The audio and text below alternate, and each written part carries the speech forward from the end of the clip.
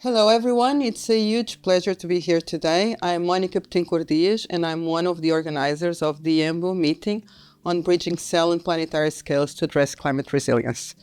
And in the context of this meeting, we have fantastic scientists that will be speaking at the meeting, and so it's super nice to be able to do some panels to discuss some important topics that are super relevant for the meeting.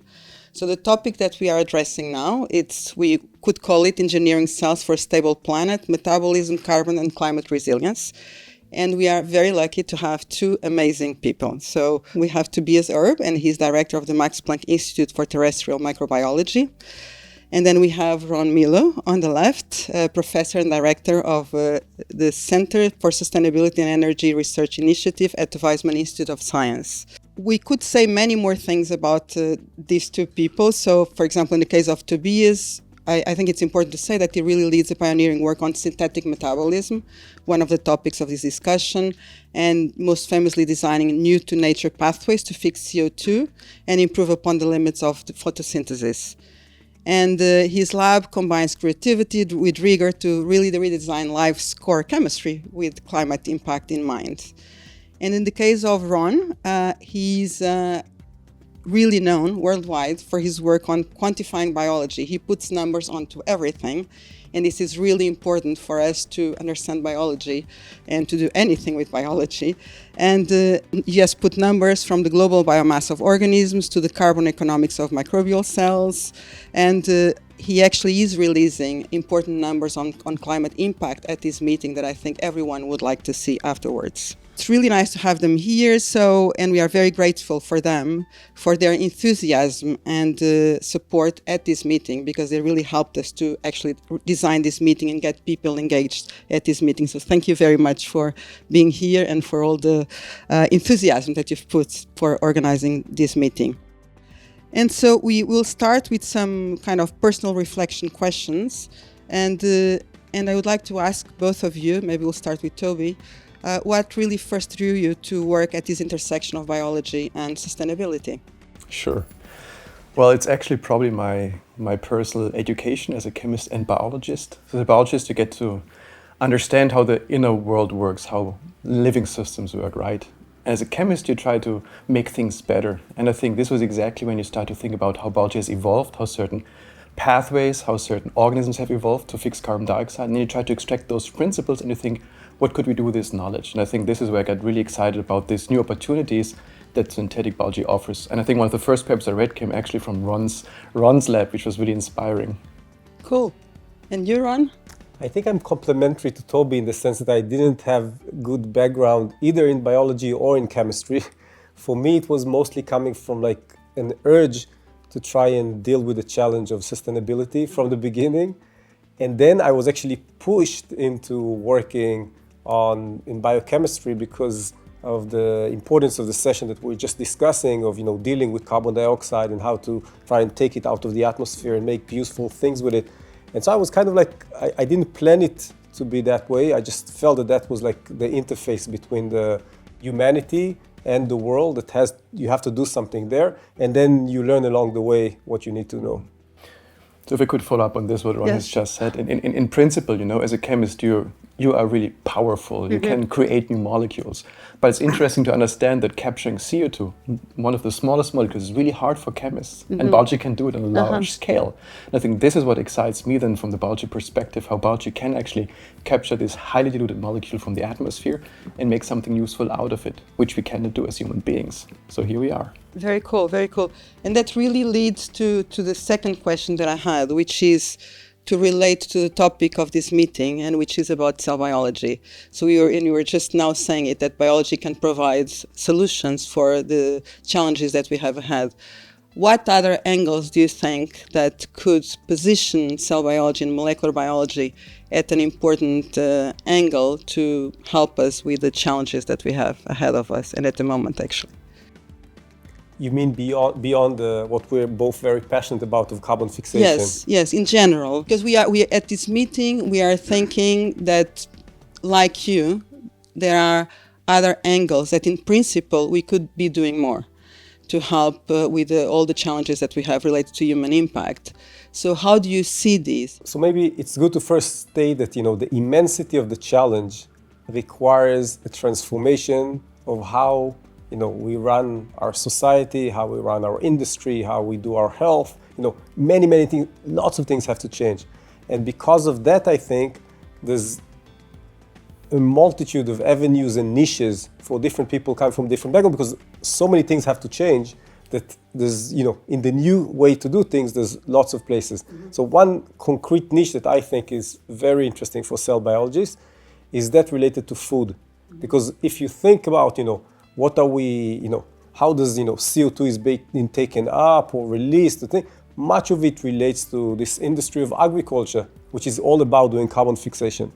And that's what feeds us on the one hand, which is wonderful, but at the same time, in the way we're doing it, we're actually using most of the land resources, about 70% of the water, doing a lot of pollution along the way, affecting biodiversity, very strongly, doing conversion, lots of stuff. And there, when you think how to do it better, it seems like, biology has a lot to contribute, cell biology has a lot to contribute, both in trying to make better agriculture, but also if you think about the alternatives to how we do our animal products, that's where it's, I think, the standing challenge of how to make something that would, say, look like a steak that people love to eat, but feel such that, you can make it from plant materials, from microbes, from elements like that would still be very healthy, maybe even healthier than what we usually get, and that could give impetus to people to want to have that. And I think that's the place where, biologists and chemists, are supposed to bring us the solution, and that could be from all sorts of different angles. Mm-hmm. Mm-hmm. Right, I want to step back and maybe look from the global perspective. Of course, there's different ways to fight climate change. One thing is, of course, try to avoid CO2 emissions, right? We can do that to a certain extent. We can, for instance, electrify our transportation, but, we cannot get completely rid of it. We can defossilize, but not decarbonize. I think that's important to keep in mind. We think very often about technical solutions, but biology is also a solution. It's very rarely used and seen as potentially contributing to mitigating and or capturing carbon. I think there is an opportunity. We talked about plants, agriculture, forestry, but we can also talk about microorganisms, which are typically not in our equation. And there's a huge potential for it, first of all.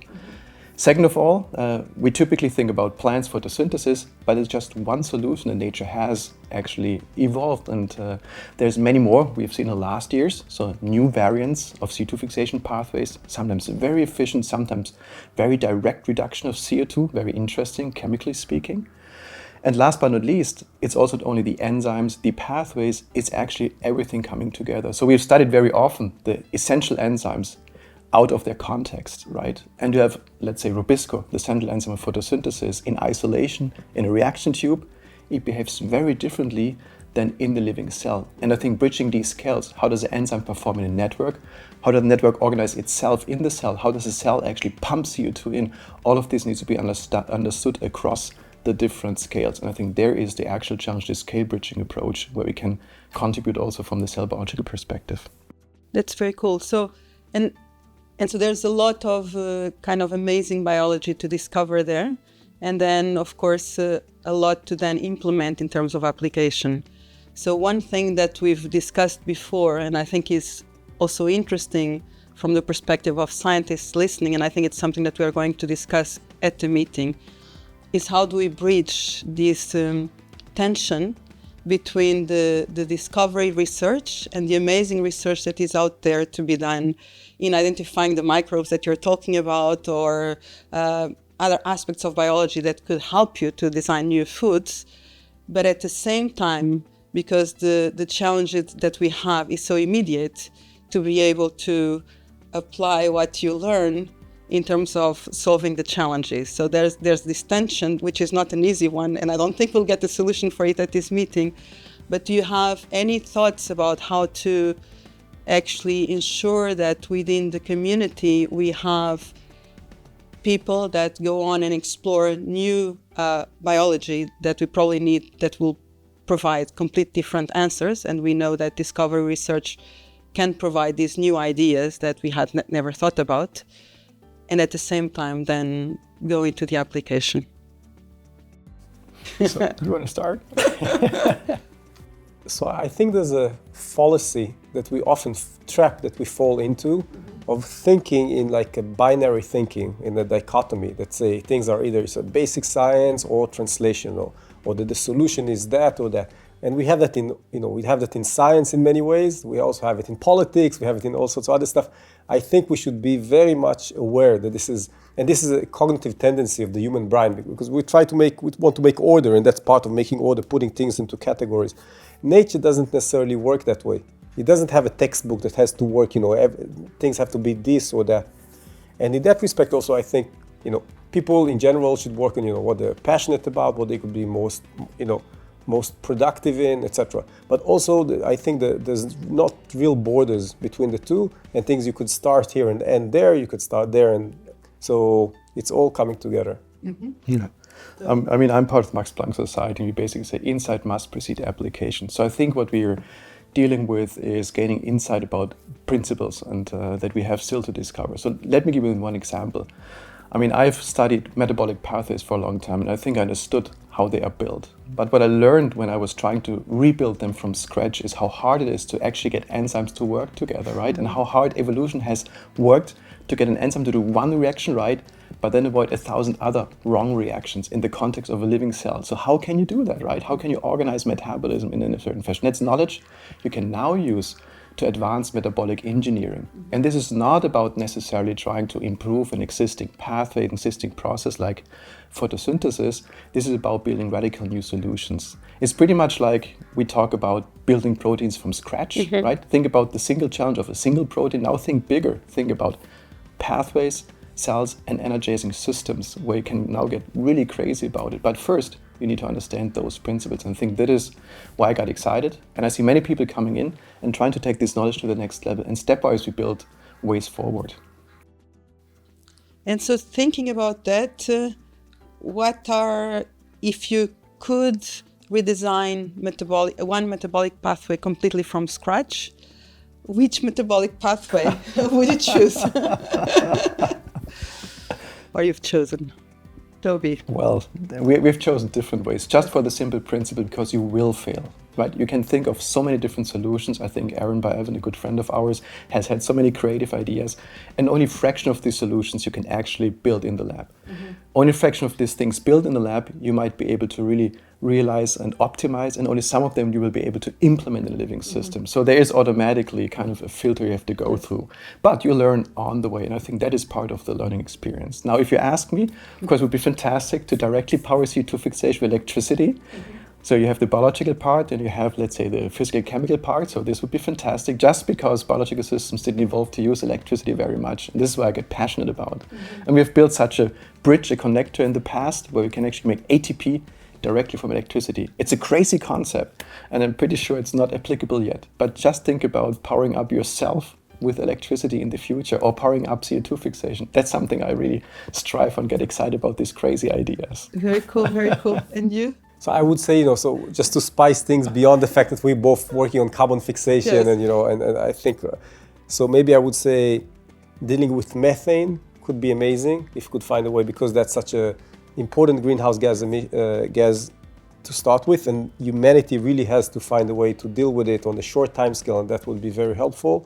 So if you could use biology in order to deal with the methane that we have around us, either less being emitted or taking it up from the air, even though the concentrations are even much smaller than CO2, that would be highly useful. And similarly, on the other edge of, something that you have very abundant of, which is nitrogen in the air, but it's not reactive. And we need it in reactive form. And for that, we had the Haber-Bosch process, helps us a lot, feeds us, does a lot of good things. At the same time, it's also being done in a way that also emits a lot of greenhouse gases and does eutrophication, etc. So trying to find a way to do it, say, in the smart way that is inspired by how nature does it in legumes, etc. Try to find a way to do that in agriculture. That could be excellent. Cool. And in terms of, when you have this, it goes a bit into when we were saying then, implementing things. So you have these discoveries that you're making with your research, but then to have an impact, and going back to your numbers, then I guess it's scaling up some of the things that you are discovering. How do you do that? Is that feasible? Is that not feasible to think about scaling up some of what you are discovering in the lab? Sure. I mean, you can think in different waves, and I think that's what we're doing in the lab. We have this long-standing idea of completely reinventing the metabolic operating system of the cell, which is a challenge per se, but it allows you to do a much bigger leap forward once you can implement it. But then there's a different solution, intermediate solution, which is trying to improve existing systems. And for instance, photorespiration, a process in which the plant releases CO2, right, when it captures oxygen, is one of the things where you can actually design smart routes. And this is what we have been doing also in our lab. And I think we have achieved a process called synthetic photorespiration pathway that gives you already a big benefit once implemented in plants. And I'll actually show some data in our session, which tells you there is already something in between. You don't have to reinvent completely CO2 fixation. We can boost it. That's the first step you can do. And the second step would be to get completely rid of the constraints of evolution. And this would be the next level, right? So I think really along these kind of stepwise going forward. And we see there is effects. And I think you've seen similar things in your lab too. And the idea would be then to change part of the agriculture that we are doing to use some of these species. Yeah. There's interesting features. If you go in plants, you immediately improve the yield, the behavior, but you also deal with the resilience of drought because they can keep the stomata closed for much longer time. So you have added benefits on top of it, things that are very interesting. We have to study it, of course, still to see what the real effects are. But you see already that the synthetic solution provides you beneficial in terms of yield and in terms of behavior in more sunny and more drought conditions, which is very exciting for me to see those effects. And this is all designed basically in our brains and then implemented. And this is really cool to see that you can have effects. Of course, we still have to roll it out. And of course, there's regulations we have to comply with. But it gives you at least a perspective that biology can provide solutions. And we as human beings, we as societies have to decide how to deal with these kind of technologies maybe in the future. And that's a very important point.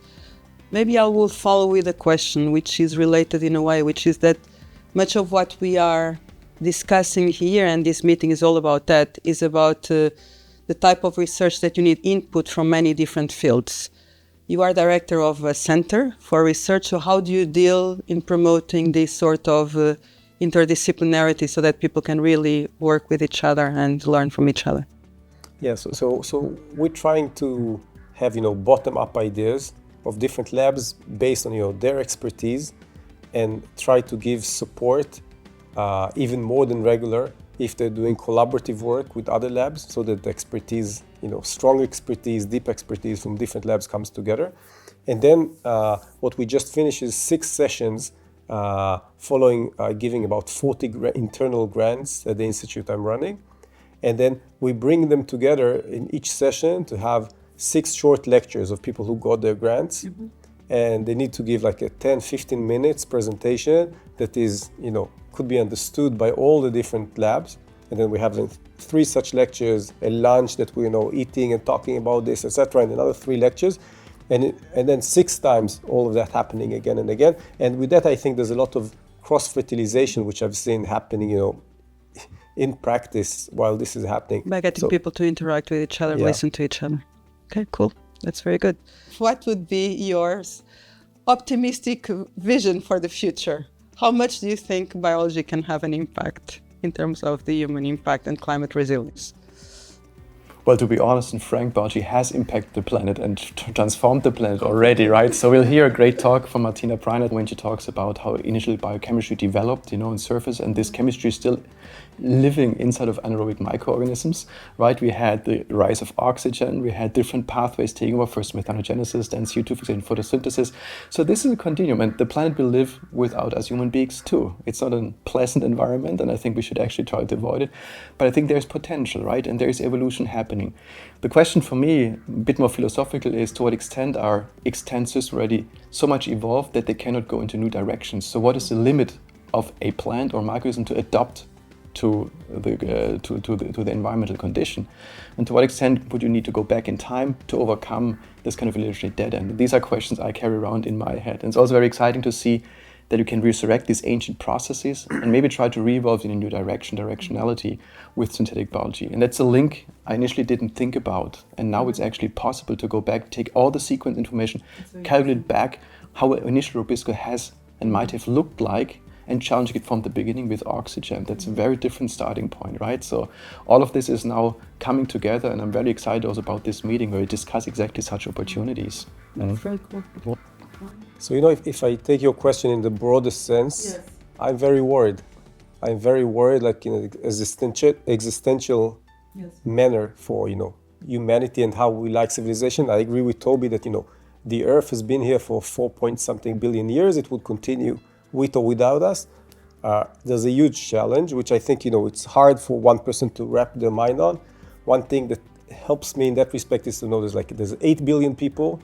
That's part of the challenge, but also the fact that, it's hard to fathom. But in terms of if you do make something, today, especially with, modern communication, it could reach lots of people, and then maybe scale up could happen way, way faster than ever before.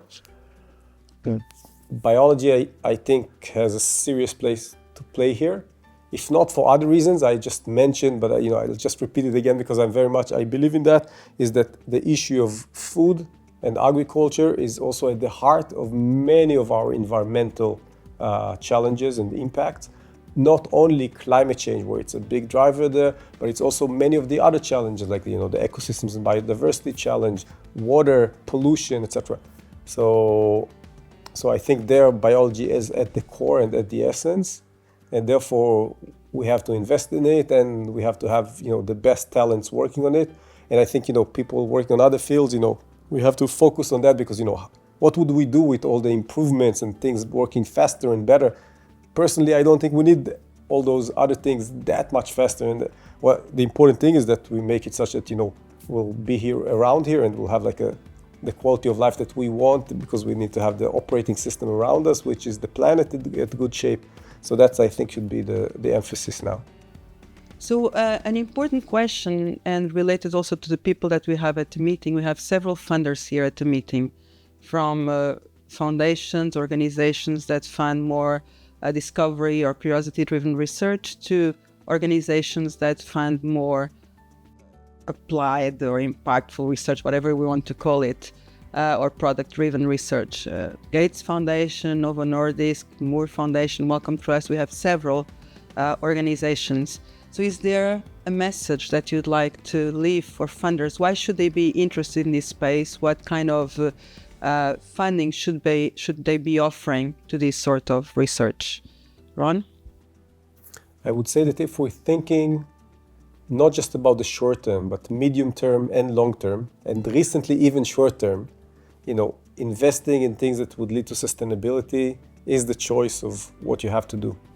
And it could come from different angles. It could come from, basic science that would give you transformative solutions. It could be more of the applicative, because answers and solutions are also needed. And it could also be educational, because we need to change behavior, we need to change attitudes. So I would say for funders from all different stripes, colors, and directions, there's room here, and there's people passionate about it, which I think is also good, because money that would come into this would find people that are passionate about working on it. But if there aren't the funds, all those passionate people have to go and work on something else that they care less about, that in my opinion is actually less important. Mm-hmm. So we have to bring that together, and funders have this very essential role here. Thank you. Yeah, I think diversity is really important as general, and I think funding and funders can make a difference compared to classical funding schemes that we all have. I think we are partially well funded through different schemes, our national schemes, but I think international collaboration is very important. We typically have a gap in here in really getting international collaborations up and running. And I think also, having these different stripes of maybe putting a project from the fundamental discovery to the application. This is, I think, where really good and excited project managers, for instance, can help push things along. And I think they also have ideas, they have a lot of experience, and they can sometimes also see the value of the discovery. And I think having this exchange is very helpful also for us to understand where they're coming from and where they could actually help with the extra tip of money they can provide with. And I think that is why I got excited about all this expertise also in the room, because typically there's a lot of great scientists on the other side of the aisle that actually want to change the world we live in, and here's a great opportunity to discuss this with them. I fully agree that this interaction is super important on both sides, and so hopefully we'll get that through the meeting also to think about the funding issue. So I have 2 questions for both of you. I think we have to start wrapping up. So one of them is what would you like to get out of this meeting? And thinking about the future, maybe thinking about the younger generations, but what would you like to get out of the meeting? And the other one is whether there is anything else that you'd like to say for people that could be listening to you. So one thing I want to get out of the meeting, but also out of the maybe people that would be watching here, I think this is now a time that you could feel depressed by the challenges if you look in the mirror and the way you perceive the future. And for me, one reason to come here is also to interact with other people that I think are like-minded in the sense that they're trying to think, use knowledge, use science in order to try and think constructively. And I'm pretty sure that none of us has an answer or the answer, but together we have some answers that will take us some way and fill some niches, etc. And for that, we need both the mental, the knowledge and the insight scientifically, but we also need the social, mental support of, being with people that you like, new people that you get to know, etc. So that for me is an important reason to come. Thank you. And you? Well, I fully agree, but it's also sending a signal. I think it's sending a signal that science can hopefully find answers or find solutions. I'm not saying that you can always kind of look for the one thing you want to have at the end of the day. Sometimes it's very curiosity, serendipitous, right? Mm-hmm. But I think sitting here, sharing the thoughts, and also thinking about how to bridge, let's say, the challenges we cannot do on our own is very important for me. And to see also, as I mentioned before, I started really to appreciate how metabolism is organized by understanding those principles of cell biology, for instance, right? And it teaches me and it kind of inspires me to think how not to include this principle into our metabolic pathways. And these are the things I can only learn from looking from natural examples and then trying to rebuild it with synthetic biology. That's one of the things, right? Let's talk another thing about systems biology, how let's say, modeling metabolic pathways across scales, right, and making predictions, confining and how these behave. That's another thing. Systems biology is very important for my research too, and I as a person alone cannot do that, and I think I need brothers and sisters in mind to speak, and I think that's a great opportunity here, and hopefully we get the younger generation in that will help us to solve the problems that we old farts couldn't solve on our own. So I think it's also very important, right? Yeah, I think getting a community of people interested in the same problem and working together, I think will be a major outcome from the meeting. Any other thing that you'd like to say to the audience? Just to tell that we have amazing organizers that decided to go out of the field in order to be able to make this happen. It's a big deal. It's exciting. It's very exciting. So anything that you'd like to say? You missed something here. So, yes, honestly. yes. So I would like to say, to wrap up, to thank very much. I think it was really nice to talk with you, and I look forward to now listening to your talks. And we'll be filming other people, so single interviews, but other panel interviews. So stay tuned, and you'll find us in YouTube and different channels, all the different sessions that we'll be doing around this meeting. And thank you very much for listening, and keep an interest on this subject.